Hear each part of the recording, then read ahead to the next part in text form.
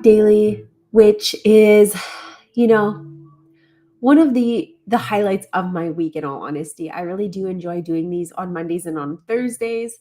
It seems to be some really interesting topics that we cover. I learn a lot researching them, and I feel like you guys get a lot of value just by tuning in. So, let's go over some things. I wanted to talk today about why eating healthy isn't always enough for us to be seeing results.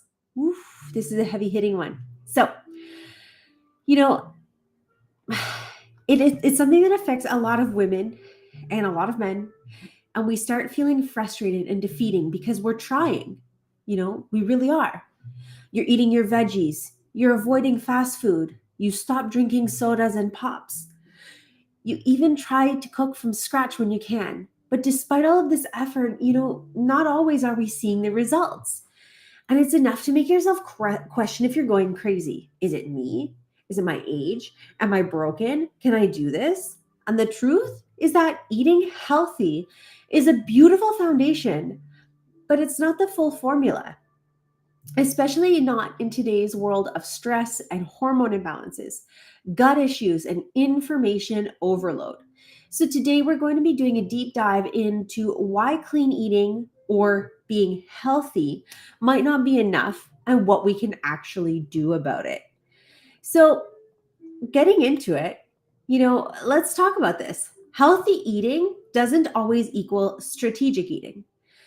Eating healthy is too vague for us to drive real transformation. Think about it. What does healthy even mean? For some, that means they think no carbs or no sugar. For others, it's organic snacks and salads and this and that. For many women, it's under eating or skipping meals altogether out of fear of gaining weight. But here's the kicker: you can eat healthy and still be under eating protein, eating too little overall, especially if you're an active person, not fueling your metabolism or muscle tissue. You might be disrupting your blood sugar all day long. A 2021 study in Nutrients found that women in midlife who self reported healthy diets were still low in three big things: protein, magnesium, and fiber, all of which are key to satisfaction, energy, and hormone balance. So, a golden nugget here is that you can eat clean and still eat in a way that works against your metabolism. Example: I have a woman in perimenopause. Okay, let's just say this in general here. A woman in perimenopause eats oats and berries for breakfast, a salad with chickpeas for lunch, and a rice bowl for dinner. It sounds healthy, right? But if her protein is under 80 grams and she's chronically low in fats and fiber, her hormones, muscle tone, and metabolism are all going to be shortchanged. So, here are three little action steps you can take to help you out. Track your protein intake for 3 days. Aim for 20 to 30 grams a meal. Focus on your meal composition, not just the ingredients. Watch how your body responds to different macros: energy, bloating, cravings, sleep. Now, let's go a little bit deeper into the more complex stuff, right? This is the heavy hitter. When I work with women, right, especially those in their 30s, 40s, and 50s, this is where things start to get tricky. Even if we're eating well, our internal environment might be working against our efforts. Key players in this are estrogen and progesterone imbalances. Both are sex hormones, both are very important. And this is a very common side effect of perimenopause. Another thing might be insulin resistance, thyroid dysfunction, or elevated cortisol from chronic stress. And these can increase our fat storage, especially around that midsection, that middle tire, that uncomfortable thing, making you feel constantly tired or inflamed. Blunt the muscle building effect of food. So it might actually hinder you from seeing results. And spike cravings even on clean meals, okay? A 2020 study in the Journal of Clinical Endocrinology and Metabolism showed that women with higher cortisol levels had significantly more visceral fat despite eating within those calorie ranges, which is a little bit tricky. Now, if you're wondering what the heck visceral fat is, it's a type of body fat that's stored deep within the abdominal cavity and, surrounding vital organs like the stomach, the liver, and intestines. So how do I put this? Visceral fat is not easily pinchable, okay? It is normal and necessary to protect our organs, but too much can actually increase the risk of various health problems like heart disease, type 2 diabetes, stroke, and various cancers. So it's definitely not something that we want a ton of. And I want to talk about cortisol in general. Cortisol is our stress hormone. And when it is chronically elevated from overthinking, under eating, high stress days, poor sleep, or overtraining, training too much, our metabolism can stall. And ironically, you'll store fat even while eating salads and grilled chicken. Okay. A real life story is that I had a client eating very low calorie but high quality food. And once we added stress reduction, more sleep, and proper strength training for her, she finally saw those body composition changes that she needed. It wasn't about the healthy food, it was about what we were doing with everything combined. Your golden nugget here is if your hormones are not regulated, your body will not respond to food the way you want it to. It'll prioritize survival and not fat loss. A few action steps that you can take here is to get blood work done to check your cortisol, estrogen, progesterone, thyroid panels, A1C, etc. Reduce coffee on an empty stomach in particular. This one is really key. Don't have coffee on an empty stomach because it spikes our stress hormone and can make us anxious and just start the day in a giant mode. So it's better to actually wait a little bit, have some water, have a little bit of food, then have your coffee, okay? We want to prioritize deep sleep. So not just the quantity, we want to track it with a wearable, if you have an Apple Watch or something, or an app if you can. Rise Sleep is phenomenal. It's one of the only things that cured my insomnia when I was diagnosed really badly with my thyroid condition.